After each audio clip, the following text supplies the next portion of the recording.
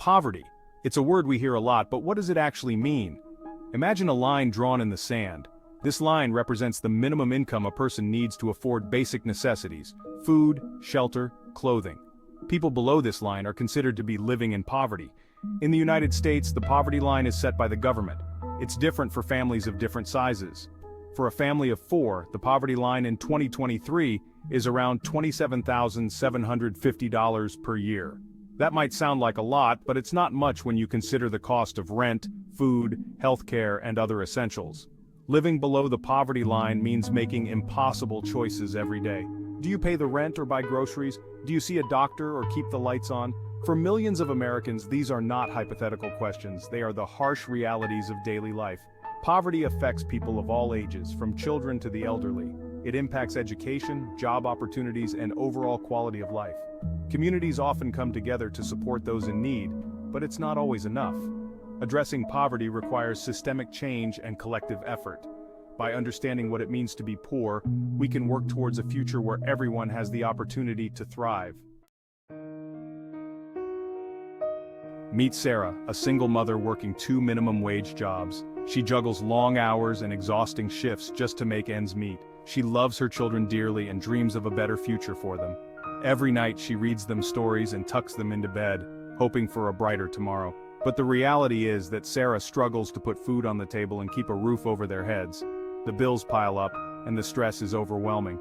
She often has to choose between paying for childcare and paying the rent. The choices are heart-wrenching and the sacrifices immense. Then there's John, a disabled veteran who served his country with honor. He gave so much for his nation, but now he faces battles of a different kind. John suffers from chronic pain and PTSD, making it difficult for him to find and keep steady employment.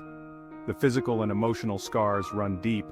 He relies on government assistance, but it's barely enough to cover his basic needs. The support he receives is a lifeline, yet it often falls short. These are just 2 examples of the millions of Americans living below the poverty line. Their struggles are a stark reminder of the challenges many face daily. They are our neighbors, our co-workers, and our fellow citizens. Their faces are familiar, their stories poignant.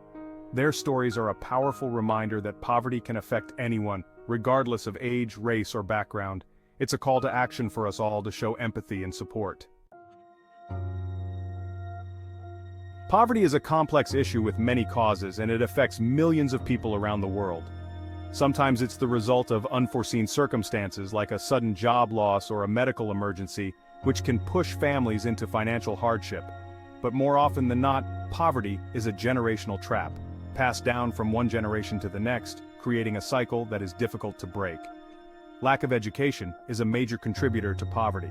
Without access to quality education, individuals are often unable to acquire the skills needed for better job opportunities. Without a good education, it's difficult to find well-paying jobs and break free from the cycle of poverty.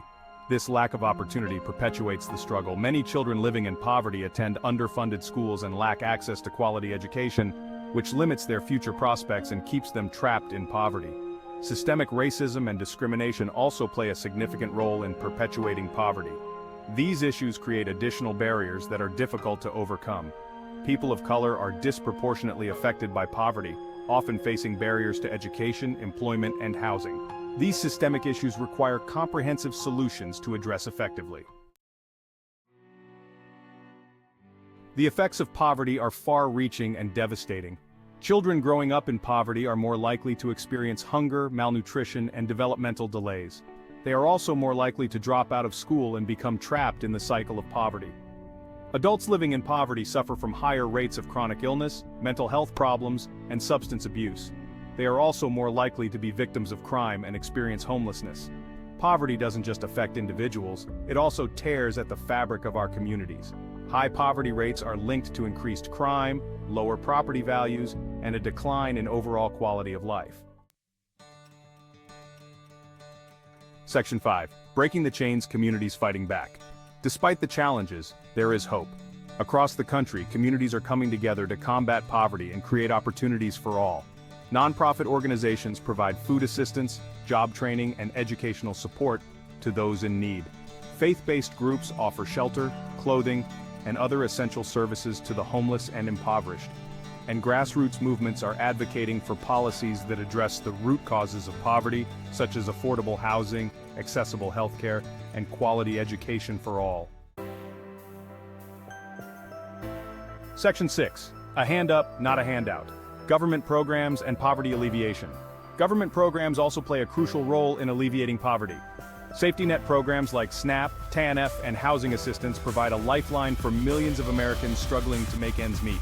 Investing in early childhood education, affordable healthcare, and job training programs can help break the cycle of poverty and create a more equitable society. By providing people with the tools and opportunities they need to succeed, we can empower them to lift themselves out of poverty. Section 7. Investing in our future, the long-term solution to poverty.